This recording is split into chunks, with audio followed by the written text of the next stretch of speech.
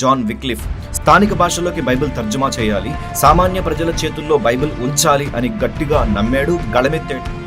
ఆ రోజుల్లో సామాన్య ప్రజలకు ఇంగ్లీష్ మాత్రమే వచ్చు, లాటిన్ వచ్చేది కాదు. బైబిల్ ఏమో లాటిన్ భాషలో మాత్రమే అందుబాటులో ఉండేది. ఈ మత పెద్దలు ఒక నియమాన్ని పెట్టారు. ఏమిటది?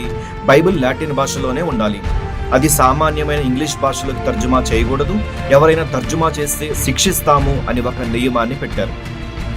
అయితే ఈ నియమానికి వ్యతిరేకంగా జాన్ విక్లిఫ్ బైబిల్ని సామాన్యమైన ఇంగ్లీష్లోకి తర్జుమా చేయడానికి పూనుకున్నాడు. విక్లిఫ్ బైబిల్ని తర్జుమా చేస్తున్నాడు అనే విషయం మతాధికారులకు తెలిసి బెదిరించారు, భయపెట్టారు. కానీ విక్లిఫ్ బెదరలేదు, భయపడలేదు.